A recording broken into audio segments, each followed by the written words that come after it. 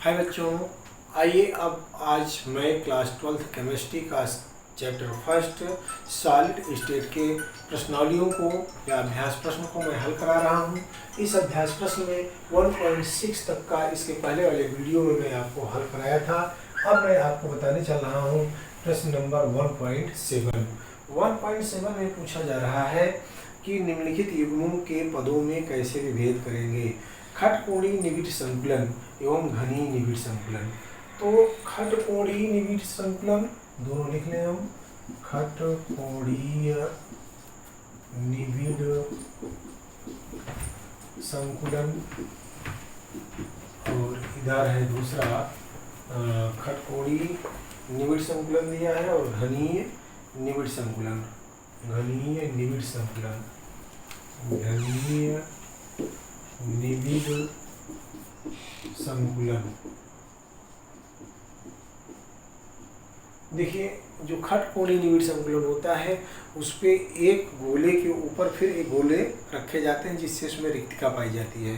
तो गोलों का जो एक ताव होता है, जैसे यहाँ पर है एक गोले हैं और इसके ऊपर पुनः गोले हों, तो इस पे जो इसमें होते हैं एक ए और दूसरा बी, इसलिए इस प्रकार के खटकोणीय निविड़ संकुलन को हम A B dot dot dot नाम से जानते हैं।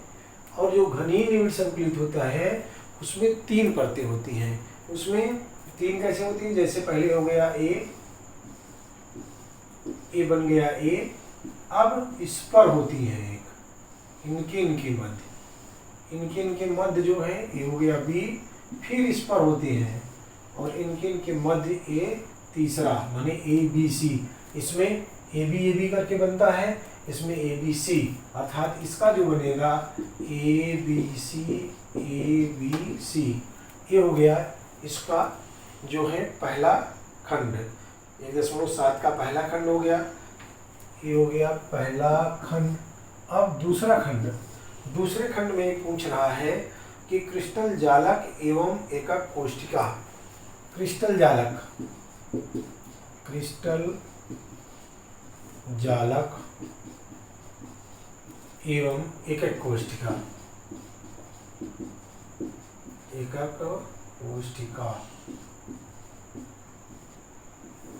एकक कोष्ठिका जब एक माने जैसे आयन या परमाणु जो है उनके कोनों पर या उनके फलकों पर ये जब एक घन तंत्र बनाते हैं, माने जैसे यहाँ पर आप देखें एक कोष्ठिका क्या है, यहाँ पर एक कोई चाहे हम सरल ले लें या आद्य ले लें घनी तंत्र, इसमें परमाणु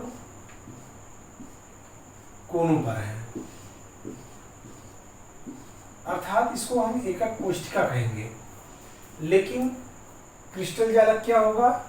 क्रिस्टल जालक होगा कि जब कई एकक कोष्ठिकाओं से मिल करके एक पदार्थ का निर्माण होता है या ठोस का निर्माण होता है तो उसे हम क्रिस्टल जालक कहते हैं। जैसे क्रिस्टल जालक में अगर आप लेना चाहें तो क्रिस्टल जालक का एक उदाहरण इस प्रकार से आप दे सकते हैं। ये इसमें अगर आप देखें तो एक कई इसमें एक यहाँ से और एक यहाँ से इस तरह से, फिर इसी तरह एक भाग इसके हो गए, दूसरा भाग इसका इस तरह से, इसका एक दूसरा खंड हो गया। ये जिसमें आप देखें तो एक ए है, माने एक क्रिस्टल जालक ये है। अब इसके चारों तरफ जो है अन्य, जैसे यहाँ से ये जुड़ा हुआ है तो इसमें एक मिनट इसको और थोड़ा सा डीपली कर दें, ये समझ नहीं आएगा। ये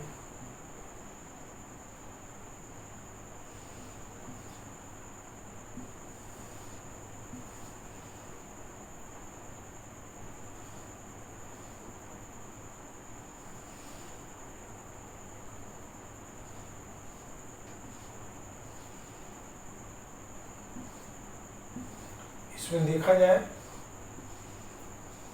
तो ध्यान से इसको देखने पर लग रहा है कि यहाँ से एक, फिर इसके आगे एक और जुड़ गया, इसी तरह एक और जुड़ गया, इसके नीचे जुड़ गया, इसके साइड में जुड़ गया, अर्थात एक एक कोष्ठिका जो है एक माने इसी एक एक कोष्ठिकाओं से ही क्रिस्टल जालक का निर्माण होता है। इस प्रकार से एक एक कोष्ठिका तथा क्रिस्टल जालक में ये अंतर हुआ। उसके बाद फिर इसमें पूछा है आगे चतुष्फलकीय रिक्ति एवं अष्टफलकीय रिक्ति। चतुष्फलकीय रिक्ति और अष्टफलकीय रिक्ति किसे कहते हैं, इसको मैं इसके पहले वीडियो में बताया हूँ कि चतुष्फलकीय और अष्टफलकीय मतलब गोलों को इस प्रकार स्पर्श कराकर रखा जाए कि उसके अंदर जो अंतराकाशीय स्थान हो वो चतुष्फलकीय हो, तो उसे चतुष्फलकीय रिक्तिका कहते हैं। जैसे अब यहाँ एक गोला, दो गोला, ये तीन गोला और ये चार गोला, ये चार गोला मतलब स्पर्श कर रहे हैं, तो इसके अंदर जो ये रिक्तिका बन रही है इस रिक्तिका को हम चतुष्फलकीय रिक्तिका कहेंगे। चतुष्फलकीय रिक्तिका।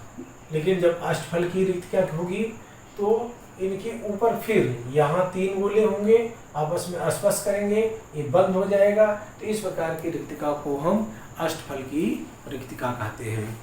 अब इसके बाद अगला प्रश्न है 1.8 निम्नलिखित जालकों में से प्रत्येक की एक एक कोष्ठिका में कितने जालक बिंदु होते हैं। तो आइए 1.8 आपको हम समझाने का प्रयत्न करते हैं। क्वेश्चन नंबर 1.8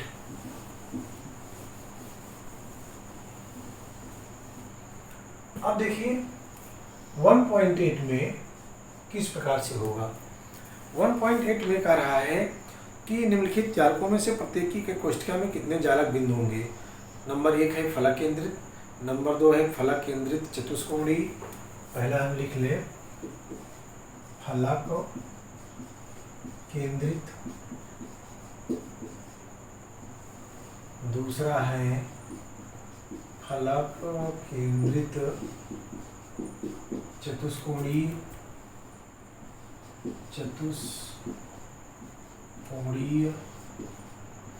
और इसके बाद तीसरा इसमें दिया है अंतः केंद्रित।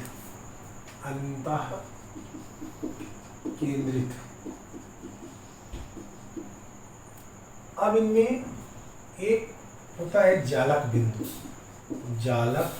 बिंदु। एक पॉइंट इसमें पूछा गया है जालक बिंदु, और जालक बिंदु के साथ साथ इनमें आप ये भी बता सकते हैं कि एक एक कोष्ठिका में कुल परमाणुओं की संख्या, एक एक कोष्ठिका में, दूसरा इसमें बता सकते हैं एकक कोष्ठिका में परमाणुओं की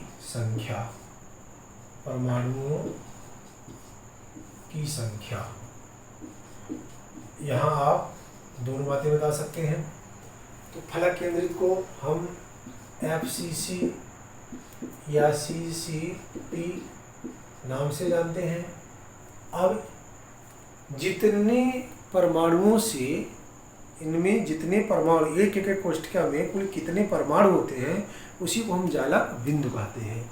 तो आइए देखते हैं, पहले हम फलक केंद्रित बना लें। अब इसे आप ध्यान से देखें, ये है फलक केंद्रित। इनमें फलक केंद्रित में एक एक परमाणु कोनों पर होते हैं, उसके साथ साथ एक एक परमाणु जो है इनके फलकों पर होते हैं।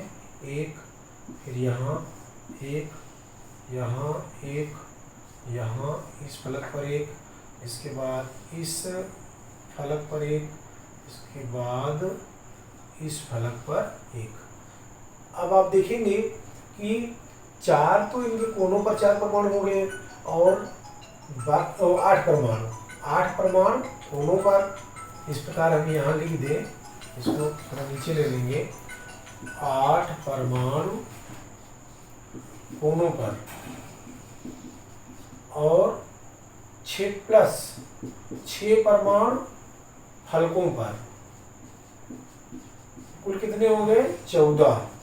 तो यही जितने परमाणु होते हैं इसी को हम जालक बिंदु कहते हैं। इसमें कुल कितने जालक बिंदु हो गए? 14। अब परमाणुओं की संख्या कितनी होगी? एक एक कोष्ठक में परमाणुओं की संख्या की गणना कैसे करेंगे हम? एक एक कोष्ठिका में परमाणुओं की संख्या, इसकी गणना देख लें। जो कोनों पर परमाणु होते हैं उनका अस्तित्व होता है 1/8 गुणे 8 प्लस फलकों पर होता है 1/2 गुणे 6 कुल होते हैं, तो बराबर हो गया 1 + 3 = 4 परमाणु।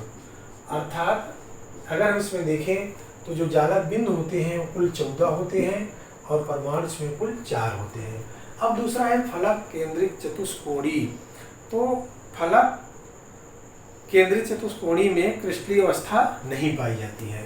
इसमें हम लिख सकते हैं कि क्रिस्टलीय अवस्था नहीं पाई जाती है। क्रिस्टलीय अवस्था नहीं पाई जाती है। जब क्रिस्टलीय अवस्था नहीं पाई जाती है तो इसमें हम जालक बिंदु या कोष्ठिका में परमाणुओं की संख्या का गणना हम नहीं कर सकते हैं। अब आ गया अंतःकेंद्रित। अंतःकेंद्रित को हम BCC नाम से जानते हैं। अब अंतःकेंद्रित में इसकी संरचना कैसी होगी? 8 परमाणु तो इसके कोनों पर हो गए, शेष 1 परमाणु इसके केंद्र में होता है। तो ये हो गई इसकी संरचना। यहाँ पर आप देखें 1 परमाणु, 2 परमाणु, 3 परमाणु, 4, 5, 6, 7, 8 और 1 परमाणु इसके केंद्र में। तो कुल कितने परमाणुओं से मिलकर बना है? कोनों पर कुल 8 परमाणु कोनों पर, 8 परमाणु कोनों पर तथा 1 परमाणु मध्य या केंद्र में। इसलिए कुल कितने परमाणु हो गए? 9। तो जालक बिंदु कितने होंगे? 9। अर्थात यहाँ पर जालक बिंदु बराबर 9। अब ध्यान दें, एक एक कोष्ठिका में परमाणुओं की संख्या कितनी होगी? हम जानते हैं जो कोनों पर होते हैं उनका अस्तित्व 1/8 होता है। तो यहाँ कर देंगे 1/8 गुणे 8 प्लस जो मध्य में होता है उसका पूरा का पूरा 1 होता है। तो 1 + 1 = 2 परमाणु। अर्थात इसमें परमाणुओं का जो अस्तित्व होता है वो कुल 2 परमाणु होता है। इस प्रकार 1.8 में आपको इस तरह से इसका हल हुआ। अब अगला कह रहा है समझाइए धात्विक एवं आयनिक क्रिस्टलों में समानता एवं विभेद का आधार। इसको मैं इसके पहले वीडियोज में बता चुका हूँ, आप उसमें से देख करके पढ़ सकते हैं। आयनिक ठोस कठोर एवं भंगुर होते हैं। आयनिक ठोस देखिए जैसे नमक है ना, तो आयनिक ठोस जो होते हैं वो कठोर भी होते हैं और भंगुर भी होते हैं, क्योंकि इनमें विद्युत शासन जो है बंध बनता है और इसमें थोड़ा सा भी झटका लगने पर ये आपस में बंध बहुत आसानी से टूट जाते हैं, इसलिए ये भंगुर होते हैं। चलिए अब प्रश्न नंबर 1.10 में निम्नलिखित के लिए धात्विक क्रिस्टल में संकलन क्षमता की गणना कीजिए। सरल गणित, अंतः केंद्रित गणित और फलक केंद्रित गणित, इसका मैं डेरिवेशन और इसका हल प्रश्नावली में मैं उसमें मतलब थ्योरी में मैं करा चुका हूँ, आप इसे देख सकते हैं।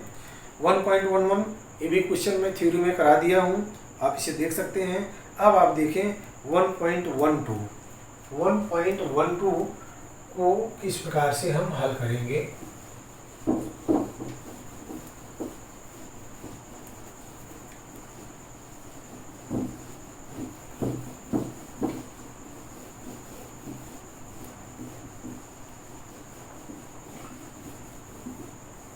चलिए अब देखते हैं हम 1.12 नंबर के प्रश्न का हल हम किस प्रकार करेंगे।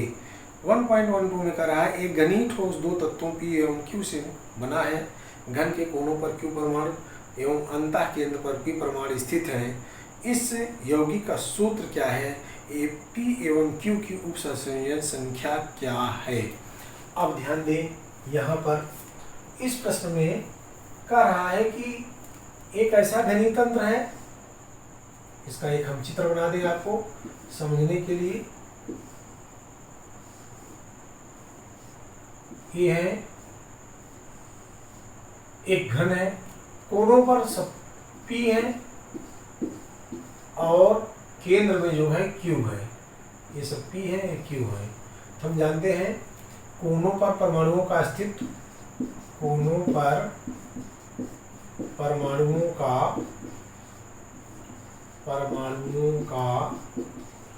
अस्तित्व बराबर 1/8 होता है और केंद्र पर परमाणुओं का अस्तित्व बराबर होता है 1। कोनों पर P है, कुल 8 P होंगे। 8 P गुणे 1/8 इंटू Q गुणे इसमें 1 है तो 1 Q तो बराबर 8 से 8 कट जाएगा। अर्थात इसमें पूछ रहा है अणुसूत्र। यौगिक का 1.12 में कर रहा है इस यौगिक का सूत्र। अतः यौगिक का सूत्र बराबर, यौगिक का सूत्र ये बराबर होगा P इंटू Q। अब इसी में एक प्रश्न और कर रहा है कि P एवं Q की उपसंयोजन संख्या क्या है। आप ध्यान दें, P और Q में स्पष्ट है कि कोनों के साथ साथ केंद्र में परमाणु है। जब कोनों के साथ